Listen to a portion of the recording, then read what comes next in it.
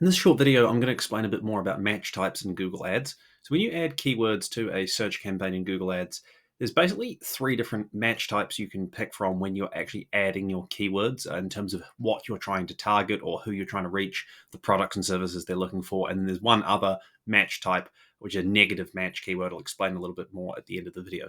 So when you add your keywords, by default, what you can do is type in a keyword like you see here. So I've added marketing consultant NZ to this testing campaign. You can see there's no punctuation or anything around that keyword. And this is what's called a broad match keyword. So broad match is the sort of basic level of adding a keyword to Google Ads. Is what Google will typically push you towards using as well. So at various points through the campaign setup process, you'll find that Google will often push you towards using broad match keywords. Using their recommendations tool, they'll often push you towards using broad match keywords. And there's a really simple reason for this. Broad match keywords basically make Google more money. Broad match can work well sometimes, but the issue with a broad match keyword is that you're giving Google the greatest degree of leeway with respect to what they show your ads for in terms of actual searches. So to understand match types, it's really important to understand as well in Google Ads that your keywords that you input into Google, like in this screen here where you add keywords to an ad group, are not the same as the searches that a user makes in Google for which your ads might show.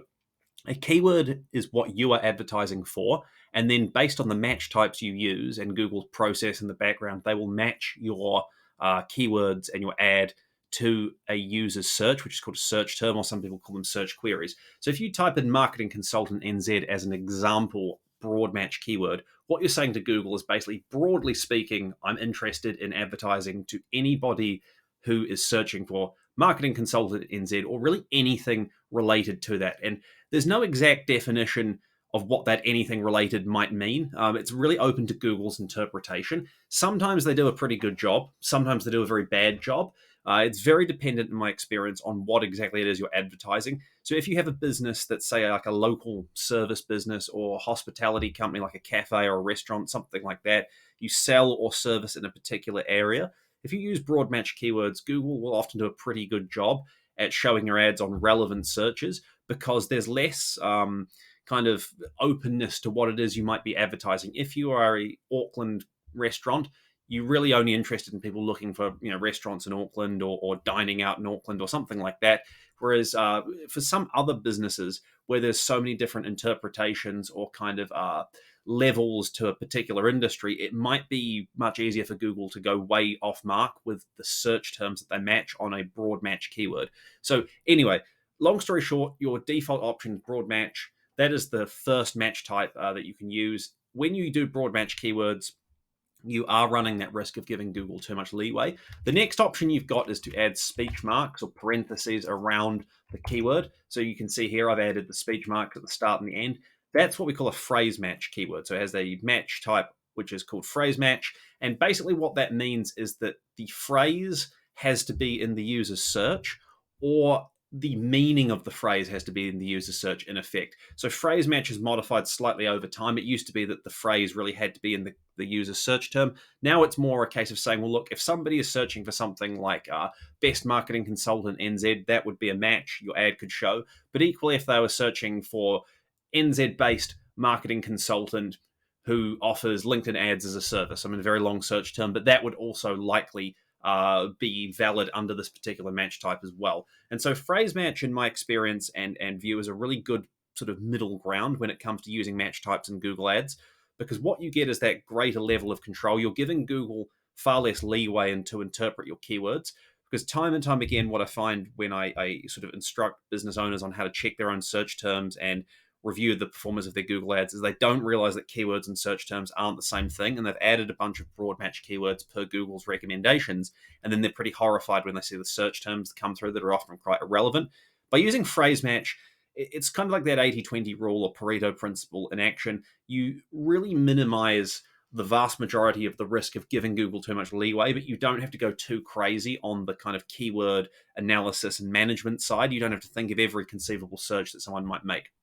Now, the final option you've got is what's called an exact match keyword. That's where you use the square brackets around the keyword that you input.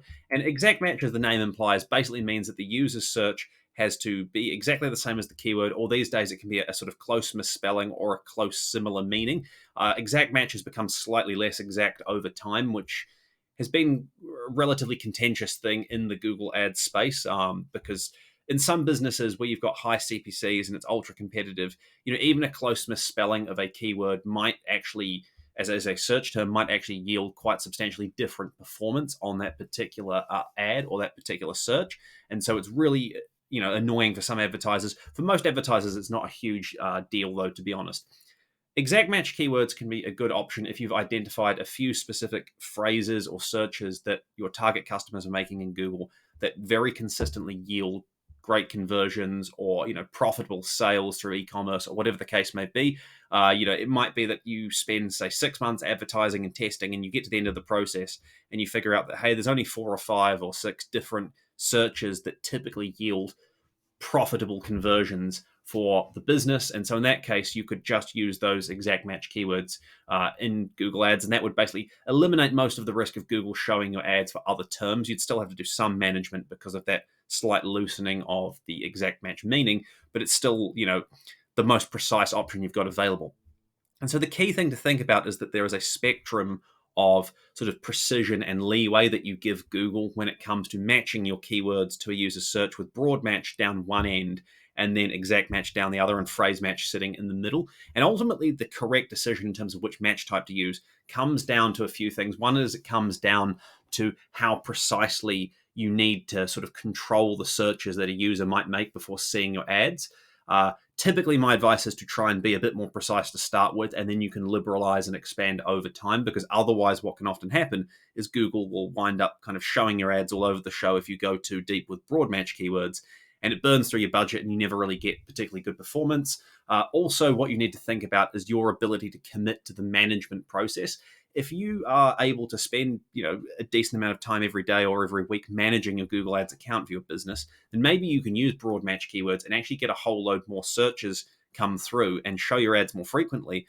And then if you use negative keywords, which is the other sort of match type, but in the opposite context, it's not really a match type, it's another principle, but I'll just throw it in there anyway. With a negative keyword, you're saying to Google, I don't want my ad to run if the following keyword or are included in the search. So for example, if I saw job, for example, I've added negative there as a job with a little negative symbol before it, or I could go into the negative keyword tab and do the same thing. You can see here I've actually added in the past various negative keywords. That's like the opposite of the other match types. You're basically saying to Google, I don't want my ad to run if the following term or phrase is added to that particular search. It is important to bear this in mind as well. If you're using broad match or even phrase match keywords to an extent, understanding negative keywords is very important as well, just so that you know how you can go in and block certain terms or kind of search term components from actually spoiling the performance of your ad. So if people are often searching for jobs or training opportunities or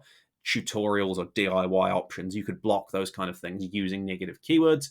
But in terms of keyword match types, I would generally be, as a starting point, recommending that you use phrase match. It's just a good balance between giving you enough expansion capability. So if you've got 20 different keywords and they're all phrase match, you don't have to think of every conceivable search. It's probably going to cover the majority of searches that your target customers might be making. But at the same time, it's not, so broad that you're potentially opening yourself up to a whole load of drama where Google just takes way too much leeway and shows your ads all over the show, which they're pretty prone to doing, because at the end of the day, they know a lot of advertisers don't bother checking the search terms. You think you're doing well because you're getting a whole lot of impressions and clicks, and ultimately your ad's not performing up to scratch. So if you've got any questions about match types, what's appropriate for your scenario, how to change match types, anything like that, please do let me know. Just remember once again that if you enter a keyword in any sort of search keyword setup in Google without any punctuation around it, it's going to be a broad match keyword. So if you type in digital marketing consultant like this, you're giving Google that ability to have as much leeway as they kind of want, really, to show your ads to anybody they think is searching for that term or that keyword or anything related to it. And there just isn't a huge amount of sort of certainty around how Google interprets that. And so you either have to use your search terms report very diligently and check what searches are coming through, or you need to consider using phrase or exact match keywords to tighten up that control. Hopefully you found this helpful. Please ask away in the comment section if you've got any questions. Please like this video if it was helpful, and subscribe for more free Google Ads advice.